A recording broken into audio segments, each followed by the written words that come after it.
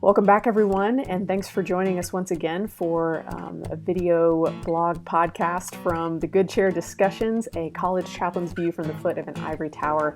I'm so excited to be with you today because I have on my first guest, and she's one of my favorite people, Emily Katherine Johnson, who used to be Emily Katherine Dalton. We talk about her recent wedding. We talk about her recent graduation from seminary with her Master's in Divinity. But you guys should also know she is a ministry professional as well as a book reviewer and author. And we talk about all of these things plus just crazy stuff on this podcast. I'm so very excited for you to join us today for this discussion and all the twists and turns that it takes. So just come on in, grab a seat, and let's do this. You can have the good chair. Emily Katherine. Yay! So not Dalton, Not Johnson. Dalton. Mm-hmm. You are married now. 6 weeks. We're 6 weeks in. Mm-hmm. Married in the time of quarantine. Yeah. It's awesome. And I love the bookshelf and everything behind you. Nobody knows what's over like a little bit this way or a little bit this way. No, this is the beauty of Zoom. I really do. Thanks for joining me today. Now you and I have known each other a little while. So you were a student at Barry from when to when? I started in fall of 2012 and then graduated in 2016. So kind of came on staff with a ministry on campus during my senior year, which was weird, and have been there ever since. So that's great. And that's the beauty of having people do that is I keep getting to like see them and know them and have them around my space, even though usually we're working a little bit more proximate, but now, we're all at home. That's how it's going. But hey, you, my friend, are a jack of many trades. And one of the reasons, Jill. Yeah, Jill. Maybe, yeah, true. Yes. Yeah. Would that be like the equivalent, so Jack they and went up Jill, the hill together. Maybe they're equal. There's some history there. Yes, exactly. So it's kind of like you just finished you just got a master's. And I feel this way about the whole term master's. I had somebody say to me once, like, say masteress instead of masters, which I found helpful because really the opposite, like the female equivalent of masters is mistress. Yeah. And it felt a little weird being a mistress of divinity. Right. Like Rahab's in the bloodline, but I'm not trying to be her. Exactly. And this is, somebody said this to me too, that this is why like the golf tournament, the Masters, doesn't have a female equivalent, because what would you call it? The mistresses? But there is a female equivalent now. What is it? Oh, what is the female? I do not keep up with the world of golf. The women's Masters. Okay, there you go. See, this is where vocabulary really fails us. Yeah, the girl that won was on Jimmy Fallon. They did an amateur one. It's big time in the Masters.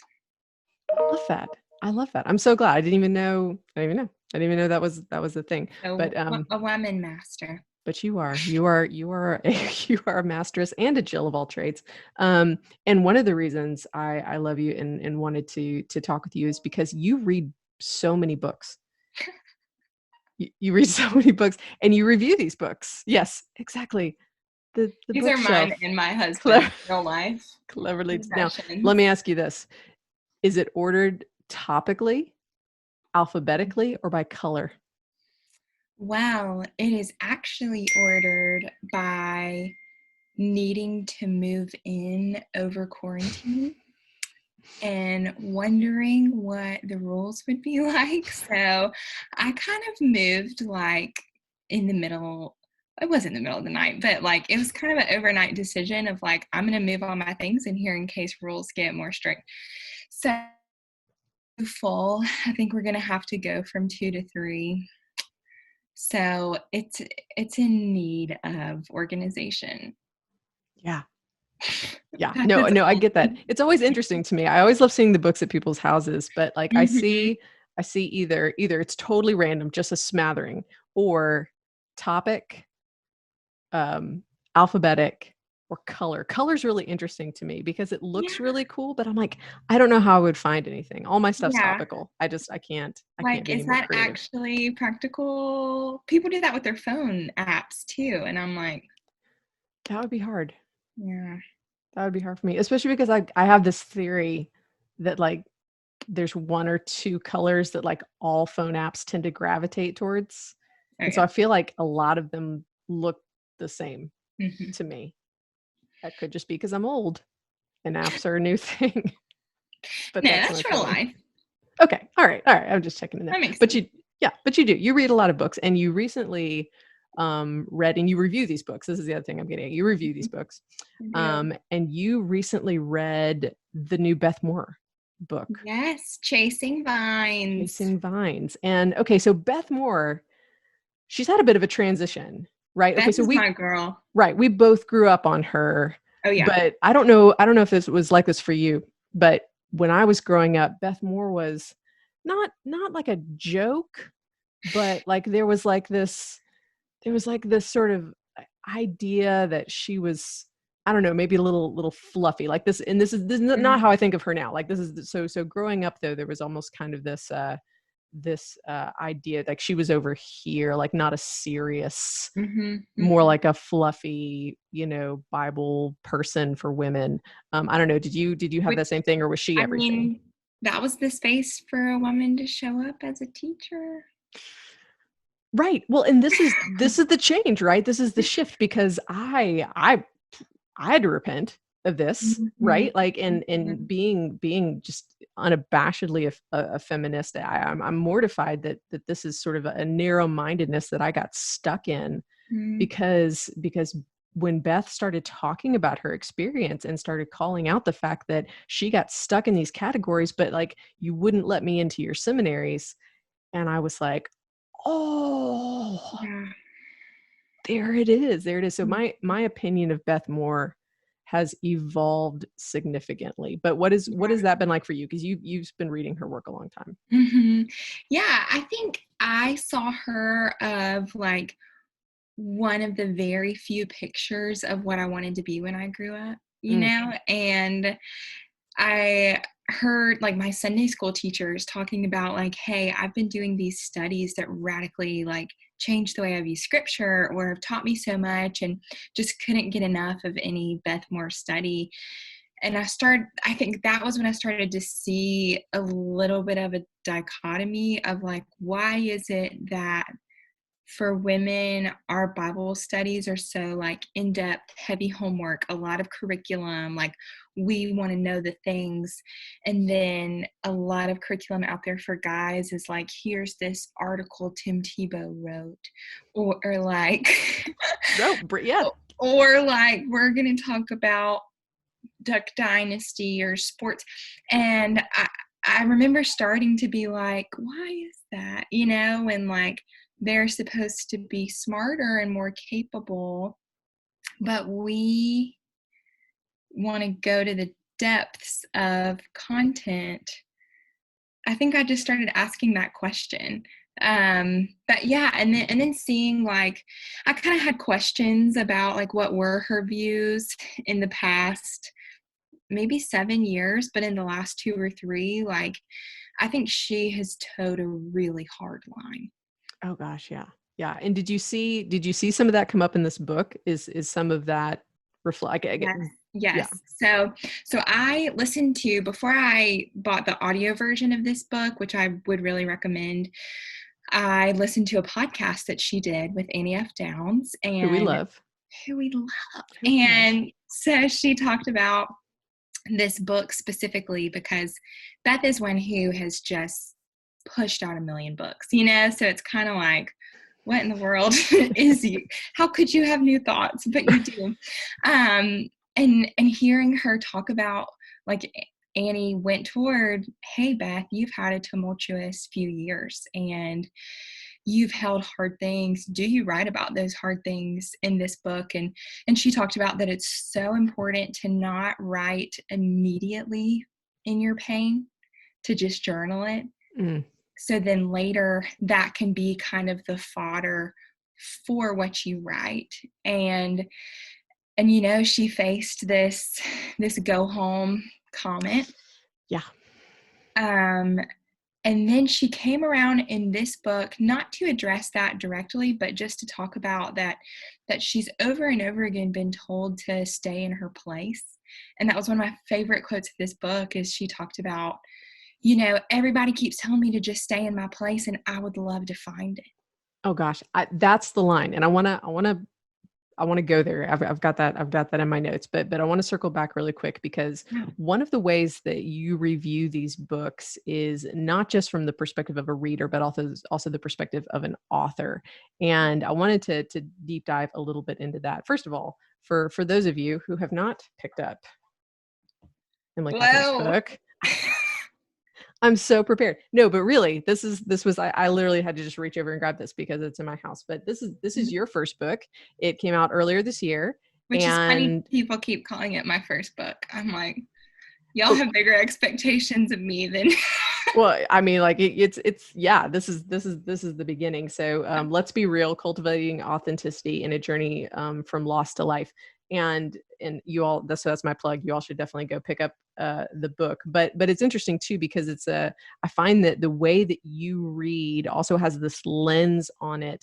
And one of the things that you dig into specifically in your review of Beth's book is you talk a little bit about the exposition, because of course, Chasing Vines, it's all about the analogy. And of course, we love a good way that sort of foreign and biblical analogies are brought home to us. And, Beth does a great job here. And you talk a little bit about how you see a lot of yourself in and I get it. I get that, but I do the same thing, just verbally. But what is it like sort of reading Beth's book as someone not just who loves and looks to emulate Beth, but in the sense that your writing shares a similar category of hers? Like, what, as an author, how does that process work? Like, how do you see yourself in terms of like the books you read and how that influences the way you think of yourself writing?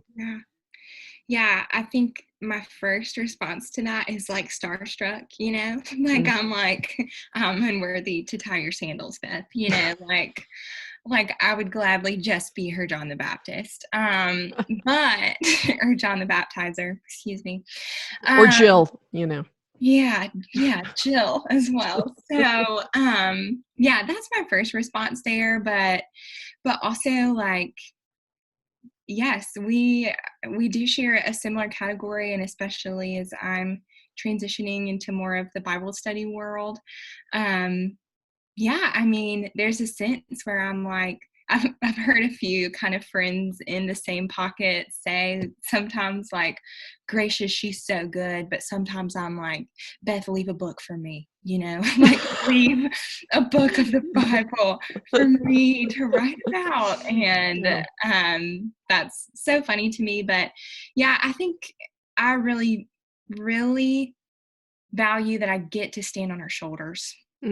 Yeah. As a person who I don't know very well interpersonally, but I get to stand in rooms that she opened the door to, and I don't take that lightly. Yeah. And sorry, so much of your book is about your own painful journey. You were just talking about Beth and how she was talking about journaling and looking back. Do you resonate with that process? Yes. So, yeah, I mean, so my book dives into my journey of grief that was definitely a time of faith deconstruction and praise the Lord reconstruction. So I remember it may have also been an Annie Downs podcast. Maybe that's where I get all my good information. We'll just say, because we love Annie and she's awesome. So yeah. Is she talked about having your journal up and having your book up, and talking about like, okay, journal what you're feeling and what you're experiencing, because you have that captured, which is so important as a psychology person, is so important to capture your feeling and experience then, because otherwise you start to maybe moralize or maybe change your experience when you look back from a reflective state. And to also have your writing project, and sometimes those interlap, but to give yourself the boundary and kindness of that not being your book right away. Mm. Which at first I was like, no, Annie, like, this is what I'm writing, like I'm writing the depths of this. But it was really true. There were depths and questions that I had and felt that would have never been appropriate to publish. And I think that's so wise for the blog culture that we're in, to be careful. Like I know people whose heart is to teach and exhort, but sometimes they're blogging about the person who hurt their feelings, and everyone else in the small group knows who you're talking about, Yeah. I think it only works for musicians. And let's be fair, maybe not. I think Taylor Swift has this, right? Where she just like every new breakup becomes this, John Mayer, I think, functions very much the same way. Adele, Aaron, right? Adele just got divorced. And so amazing albums are forthcoming. Yeah. It's like, like, bless her heart, but oh, am I ready? Oh gosh. And I know, like, are any of us really ready? I mean, like, but there is something, so much art, especially in pop music, right, is just riding the coattails of those breakups. But it is different. It is different in the kind of craft that tends to influence and instruct people. Like I can listen to a song and I can be like, yeah, and I can like identify with it, and it just, sort of fills me up. But when I'm seeing a blogger or a writer kind of go through something in real time that is kind of in that messy process. Like, so I'm a big fan of the authenticity of that, and the sort of transparency of that. But there's this aspect where we're so in it that there's perspective that we're just going to inevitably miss unless we take just a little bit of time before we submit, kind of give that reflective piece. That's what Beth talked about on that podcast, is she was like, you cannot write about something while you're in it. Like, you have to write from the other side of it. So wise. Yeah. Gosh. I'm like, man, how much is that missing from? Yeah. And MK, I think your perspective, because you have a book out about something that was incredibly formative to you. Like, I think that coming from you in particular is really saying something, because I think we all just sort of, social media and the internet, we just get to spill, we just get to, like, vomit our emotions, out. And I think we all feel very entitled to, we're just like, this is me, here it is. But but really, I think we could all do that. I think we could all do with just a little bit of that hesitation. And that's what's crazy, because my book it's all about authenticity, and it's raw, and it was purposefully raw. But what's funny to me is, like, I told my editor, I was like, I want it gritty. Like, I want it purposefully gritty. And it's funny to me when people come to me and are like, you are so brave for writing some of those things. And I'm like, you should have seen the things I didn't put in there. Was that, MK, was that, I wondered about that. Was that the toughest part for you writing the book? Was it the stuff that didn't make it in? Or was it, or were there sections that just their presence in it? Like, what was that part? Like, what was the moment for you in your book where you were just like, this is going to produce pain in me? Like, I mean, I'm sure the whole book has some of that, but like, what was what was it? What's that section for you? Yeah, I mean, the book had such an interesting timeline. I started feeling this nudge of like, you're gonna write, you're gonna write, you're gonna write, and I was like, and then I was like, I'll write an outline and just see. Like, I'm the type of person that's like, if I can make the steps to do it, then maybe I can fill them. So I was like, I'll write an outline. Like, okay, Lord, like I'll do this one thing, but that's all you get. And that was about 2 weeks before my dad died. And it was crazy how I knew those chapter titles I had written already were all gonna be like gut punches, like I'm not a CrossFitter, but I imagine when you walk into the gym and see the WOD and there are certain words that you're like, this is about to suck. Like that was what it felt like looking at my table of contents. That's a great analogy. First time I ever did CrossFit, I threw up Oh my like gosh, I 30 seconds in. I have a very strong latex allergy. Oh no. So I was like, I've got this. And then I was like, I'm not breathing. Um, so CrossFit, just here to, make things better by ruining your life. But yeah, so you went back to those chapters and you're like, okay, this is all. Yeah. So I would go into sessions with a Christian counselor, and oh man, like, I mean, I was raised and polished to beat around the bush, like Steel Magnolias was the narrative of my childhood. And Yes. and then I'm supposed to jump in with, like, first of all talking about me, and then second of all talking about gross things that I don't know how to tie up with a bow. I felt naked. And then just kept feeling the nudge of like, hey, you need to be obedient for this to be a tool in my hands. And that's kind of why it still feels weird for me to ever market and push it, because I'm like, it's not a fun read.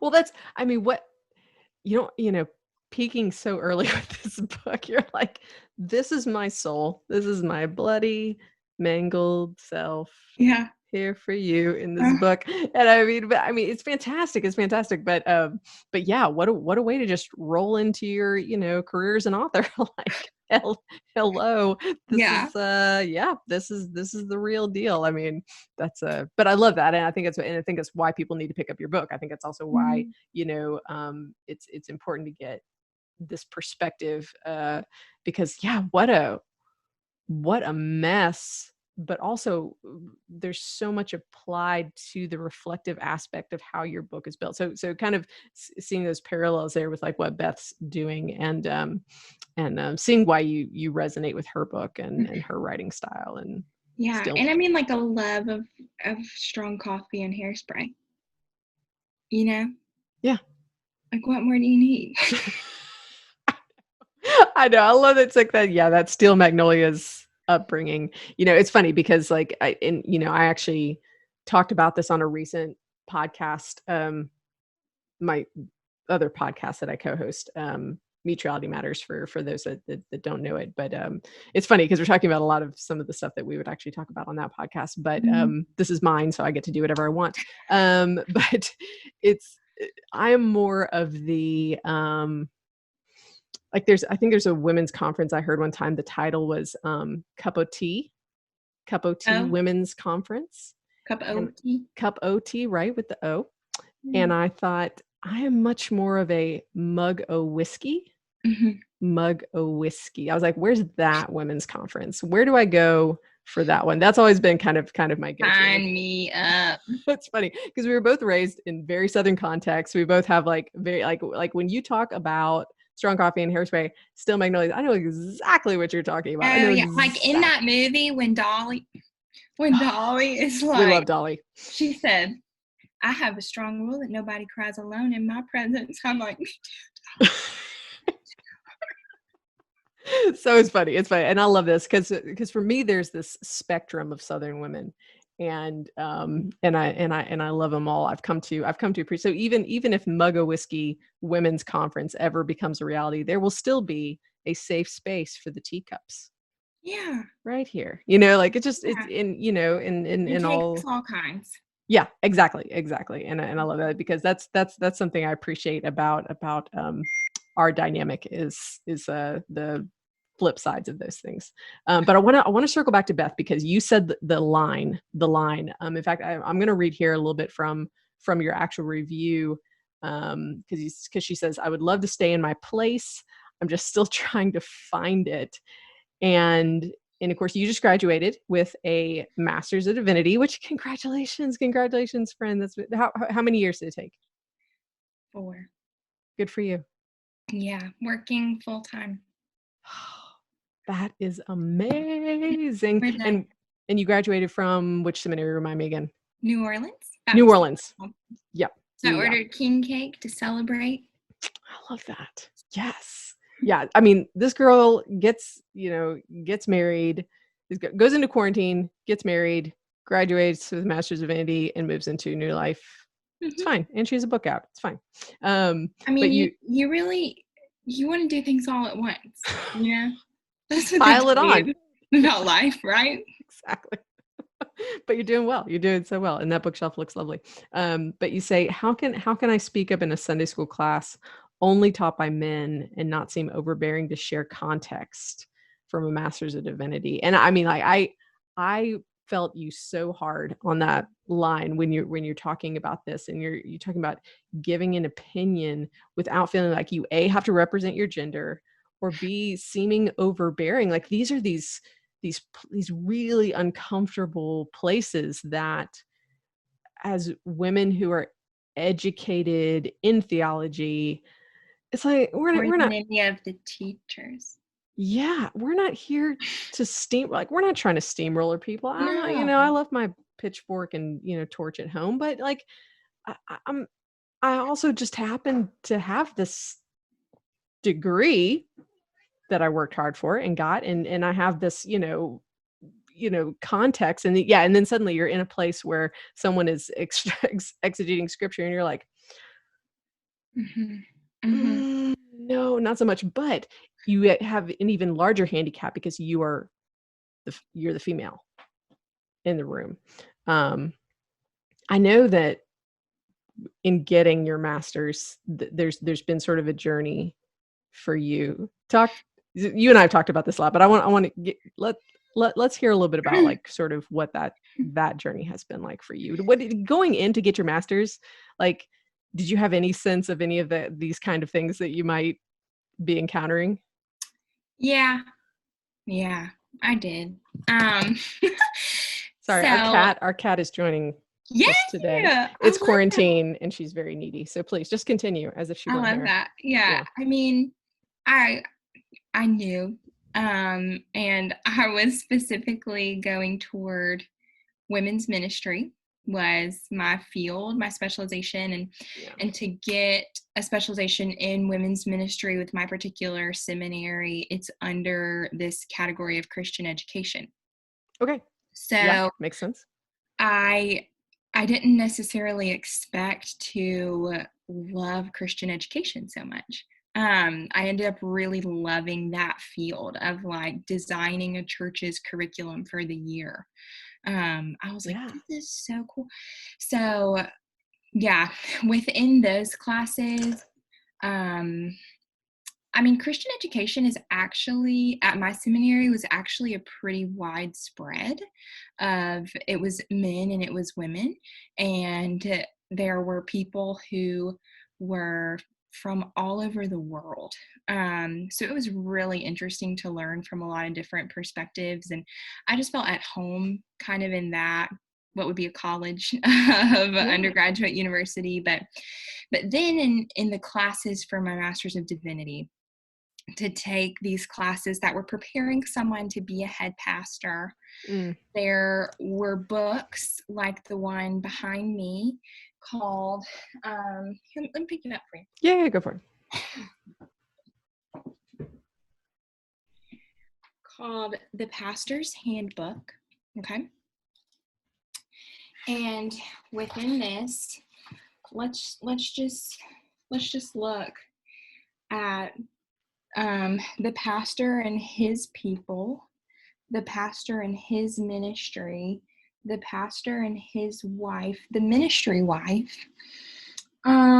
So, like for that class, I had to write an essay on how to explain my ministry to my wife. And I bet you knocked it out of the park. that was really unique considering both that I'm straight and that I'm a woman. No, I get, no, I completely, I get this because you and I, so, I attended a Southern Baptist seminary that is particularly conservative. And while we did not have to use that book, there were definitely ones like it. And I never had to write an essay like that, but it's interesting because I was same as you in classes with people from like men, women, like people from all over the world. It was really incredible. Distance learning really brings you in contact with a lot of different people. Yeah. But at the same time, we're learning about the Old Testament, we're learning about systematics, we're learning about homiletics, you're learning about all this stuff. And then there's a moment that reminds you you're a female in this context. It's like you're trucking along, you're loving it, you're growing deeper in the word of the Lord, you're excited about what you're learning, and then all of a sudden there's this little, oh yeah, and don't forget that you're a woman here, and that's weird. And Yeah. we're going to make you feel weird for just a little bit. And these are implicit things. These are not explicit things, which is Mm-hmm.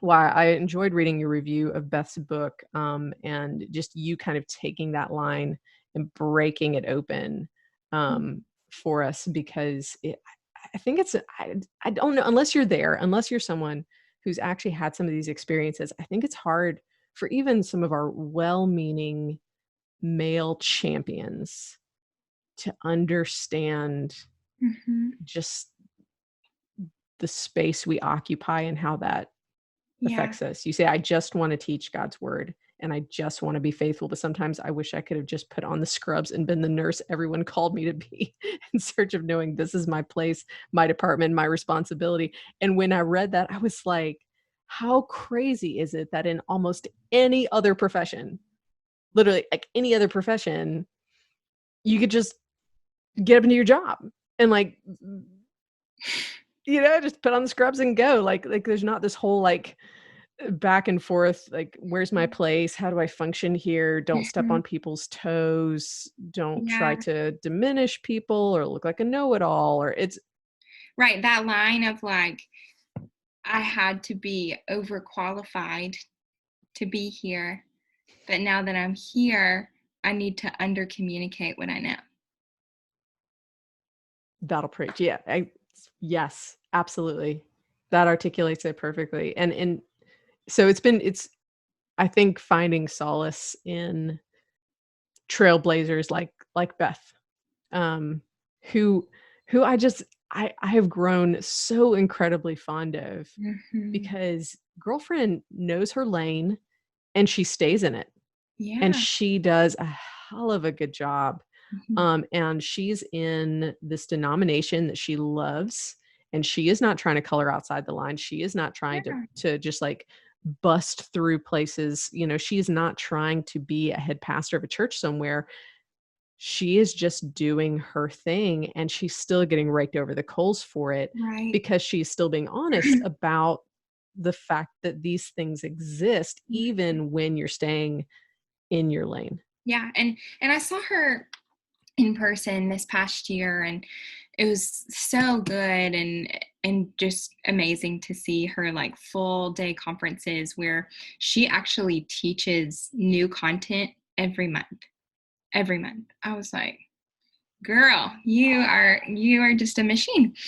Yeah. But yeah, she talked about that, like, there, and she brings together women across denominations, which is really unique. Like, we were in Oklahoma, and she started with doing a prayer in a Native American language. Like, she brought someone up to do that, and there were women from so many denominations, and she talked about, like, there may be things here that are uncomfortable. Like, we had a dance party, and she was like, if you're gonna clutch your pearls, stay in the back by the nachos. And I was like, that is important to say.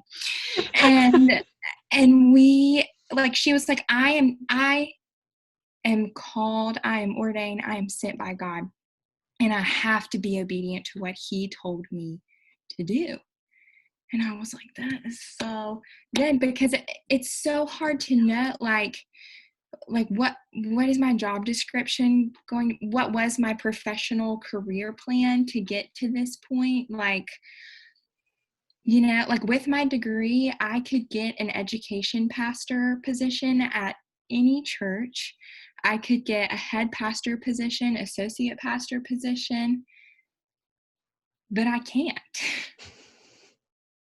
And I would love to be someone who coordinates educational curriculum, but likely I will have to have an adapted title to do that. Yeah.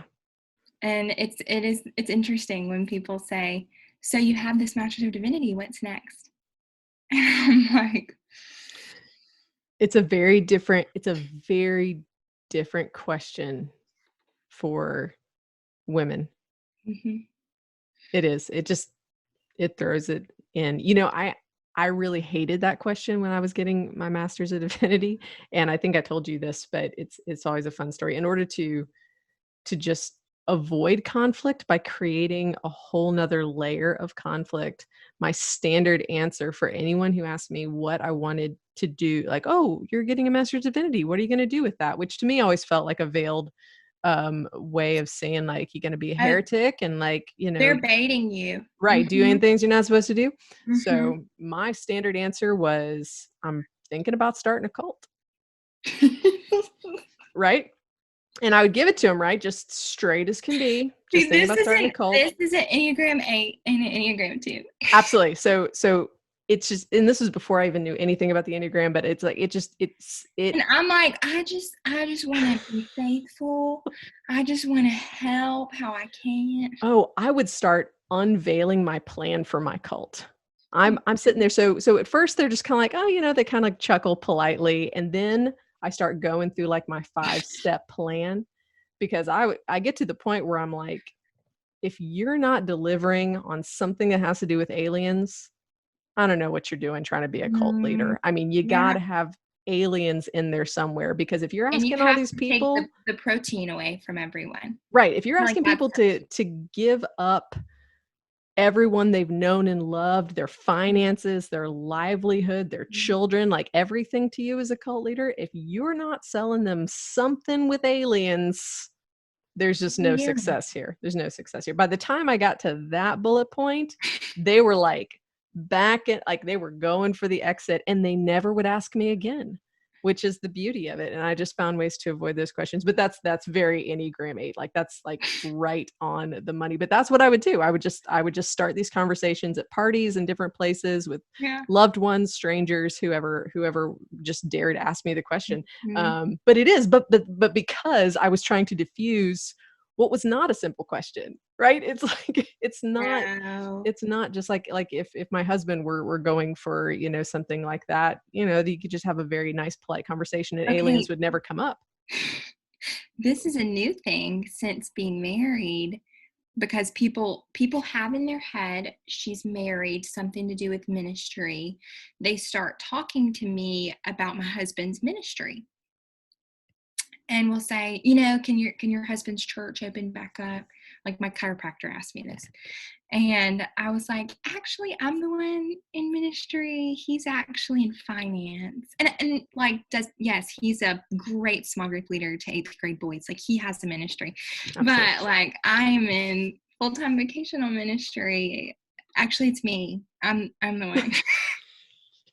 Yes. And this is not even something that like, it's not an age thing. Like, at no point will we not get these questions. I had a very hands-on dad in parenting. My mom, they both worked full-time jobs, but my mom was a director of surgery, so she was at the hospital all the time. And I remember at dance recitals, if there was something wrong with my costume, they'd be like, "Where's her mother?" And my dad stood up. So I mean, there are spaces where we still do it. We really do.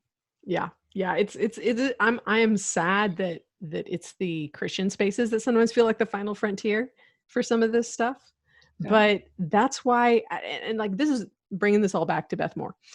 This is why I feel like there's not a day when I don't want to just find her and apologize for the years that I just demoted her in my mind because I was buying into some of the same systems that I have now come to realize are grueling, and how to navigate them when you are just trying to be faithful to Christ. You were literally just like not here with an agenda, not here with some sort of gendered idea of something, like literally just trying to be a woman in a space because of Christ.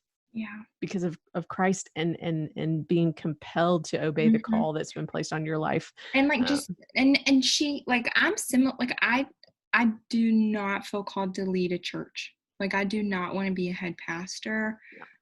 I would love to write curriculum to study the Bible. Yeah.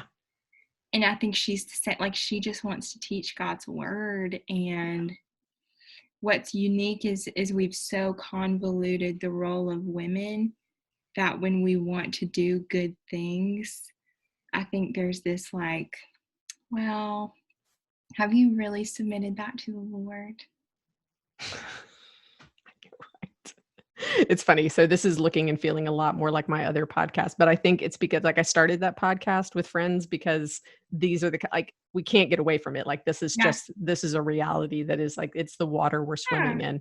But we definitely appreciate your contribution to reviewing that book, and we're going to recommend it to folks along with your book again.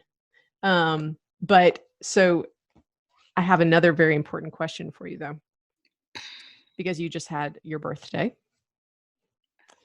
Yes. And there's always a decision that is made at the start of your year, which is your birthday. Year of life. And I know last year, the answer to this question was leopard print.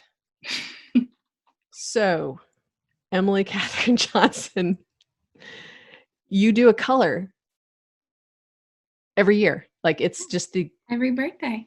Yes, and it's just that's the year for this. So last year it was leopard print, which you pulled off in stellar fashion. I witnessed this, the testify to this, but you just had your birthday recently, and we're all dying to know. What's this year's color? Okay, so we're going with cognac, which is a specific like tan leather. That sounds very specific. Like I couldn't even picture in my head what color you were going for when you first said the word. That's like Crayola, like 600 count color, like type of designation. Where does one get and manifest? So I'm having, my colors, like they're a little bit of my what's the word? Your like boom, like your manifesto for the year. So my year before leopard was white. Like I wanted simple and organized. And then I was like, I'm not breaking the rule of it being a color. So I went leopard because it was a year of rule breaking. And then I'm having to journey into decorating a home with a boy. So we're going neutrals. Like a lot of neutrals. And we really come together on leather, like a good leather. It's not real leather, but okay. I would like to just take that quote and take it completely out of context now. You and your husband really come together on leather. Is that the quote? Is that what I want to make sure I'm getting it right. I'm just terrible. I'm a terrible person. And that's where my mind, that's what happens. So, but yes. So you're decorating a home. Faux leather, throw pillows on the couch. Right. Home decoration. Yeah. And like I'm like leather earrings, or like leather pants are really in, but. Oh, are they back? Yes. I had a pair in college of red. Like blacks, like basically jeggings, but black leather. So mine were red, bright, like fire engine red pleather pants that I wore to college classes 3 days a week, at least. Wow. That was a while back though. And I have where no shame in telling you this. where I you are loved those now the pants. assistant chaplain. Yes, where I am now the assistant chaplain. Same college, long time ago, very different person, this Erin, but I wore the mess out of those pants. I loved them. They were very comfortable. I didn't realize Apparently, that it's Spanx back. has some really good ones.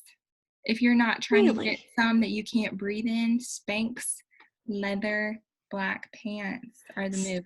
Yeah, see, I would have said I'm past my expiration date on leather Until you learn that pants Spanx made until them. I learned that Spanx is making them. So I'm not making any promises here, but that is an interesting piece of news. Yeah. Well, That's I'm here interesting. for you. So cognac. That's Cognac. cognac. Yeah, not like Kanye, Not but like Kanye. like cognac. Cognac. Yes. No, I just can't pronounce things. That's why. Okay, so that's this year's color. I love that. I love that. I will be sure to look for it everywhere now. Mm-hmm. Yeah, but I think one thing that I did love about going back to this book is she does talk about, it's so interesting because this came out February 4th, the same day as my book, which is fun. But she talked about that the Bible is really an outside book. Like, it is out in nature, it's out in the world, it's out apart from all of our facades of control. And she talked about, like, there's a place for preaching the gospel from your couch in your underwear, but there's also a place for getting out in it. And I Mm, was like, that is good, because I think there's going to be a time when things are lifted and the world is safe where we're still fearful, but yeah. understanding, like, we have a commandment to go, Mm, and like, not to be careless in that, but to and even, like, as we're quarantining, to still go outside and see, like we planted a garden, and there are things that you can learn about the world through nature too. So just a really cool part of yeah. chasing vines. Gosh, I love that. I resonate hard with that. That's a whole other podcast for sure. Um, awesome. Now, Emily Catherine, is there anything that you can tell us about that you're working on now? Are there any projects? I mean, you don't have to have any. I mean, you just got married, master's, birthday, quarantine. Yeah. But I just wanted to give you a chance. Like, is there anything that if people are following along with you, and I Mm, mean, even just on your blog, or just things that you're doing, sound off a little bit yeah. for me. Yeah, I'm kind of delineating from, so in the publishing world, I have a trade book, and I want to work toward having a Bible study. So, um, a piece of wisdom I was given was to write Bible study or commentary curriculum across both genders would be wise for me to co-author with a male, which makes a lot of sense to me. Oh, fun. But that's not true for the opposite, but that's fine. So yeah, I actually have a really good friend who has been leading a group of men through a book of the Bible that we're really interested in writing, like a accessible commentary um, of the book of James.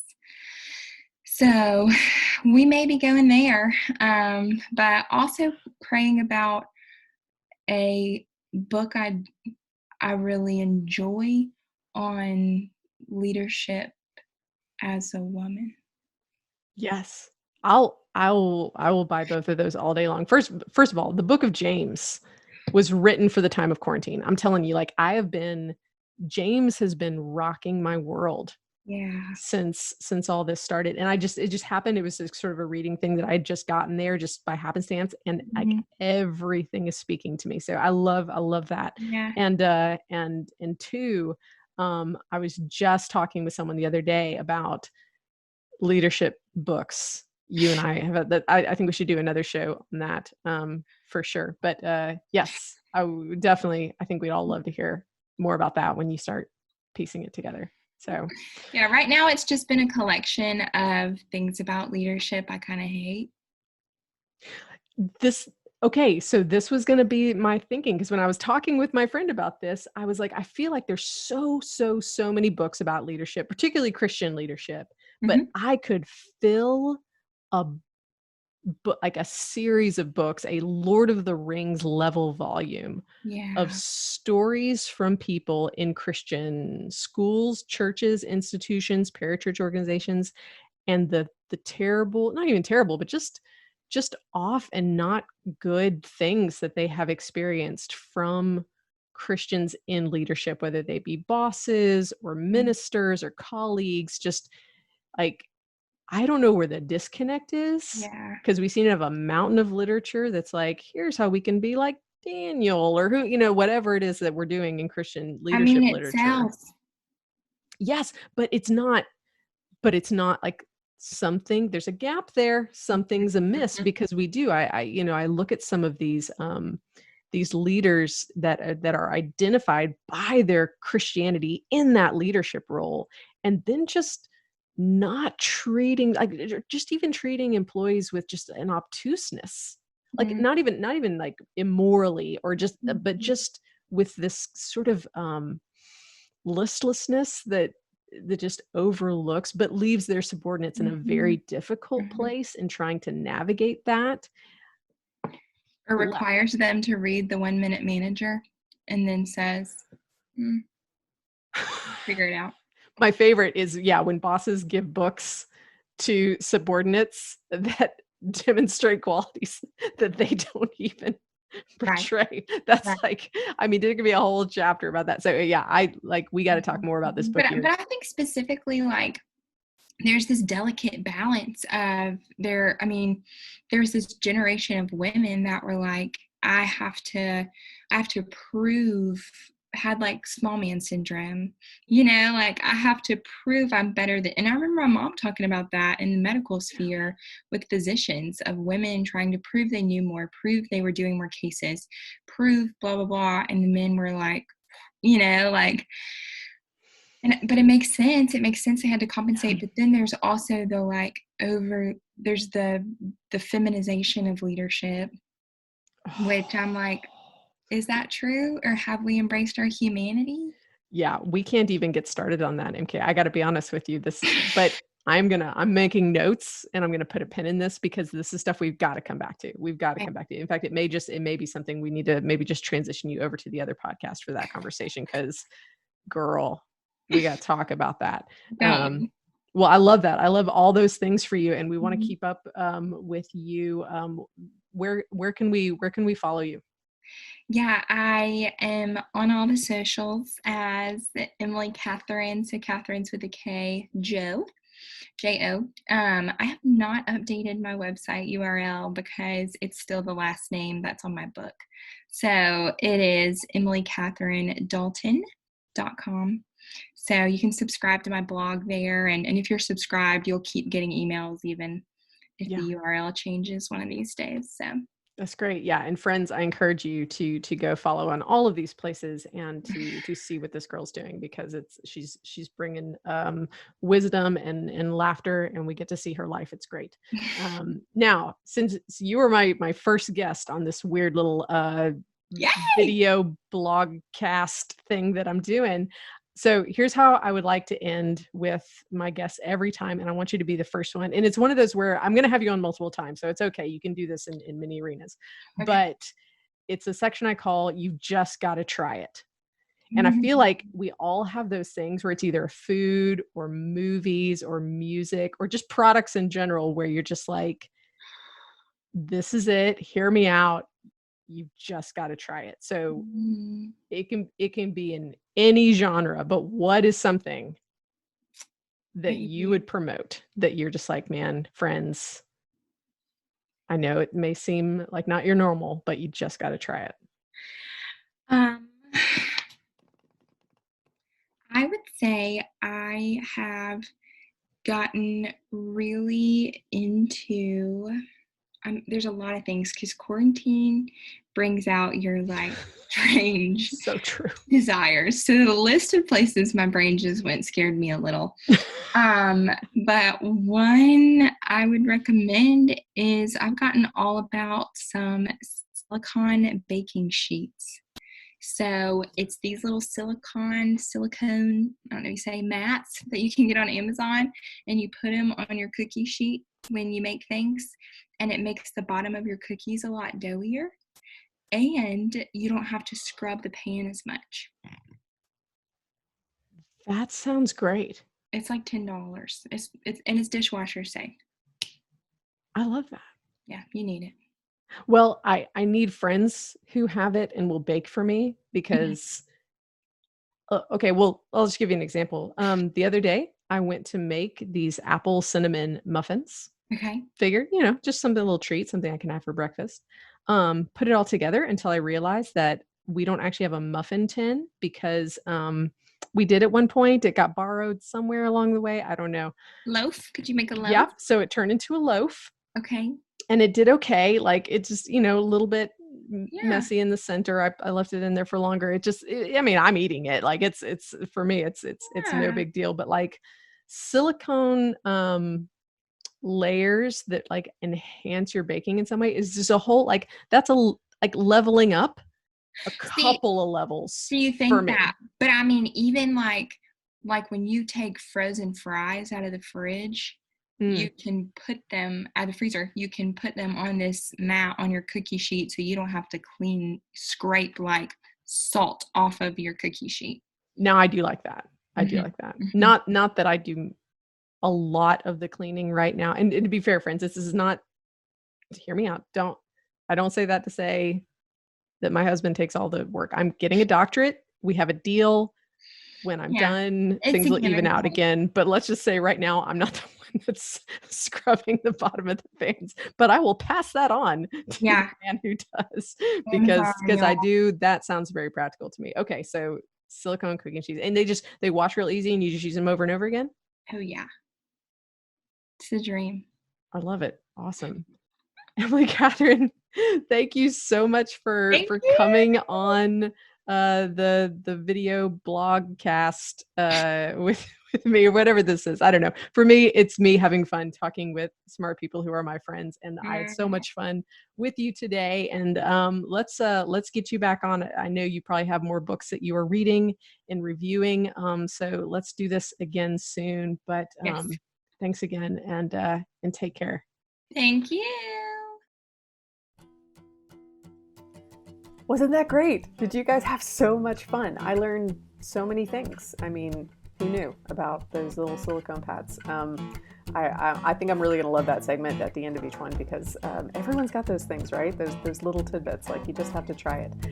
But I want you to take some time to get to know Emily Katherine even better. Go subscribe to her page. She writes great book reviews. She reads so many interesting and relevant books. And you can keep up with what's going on with her and as she continues to put out more content.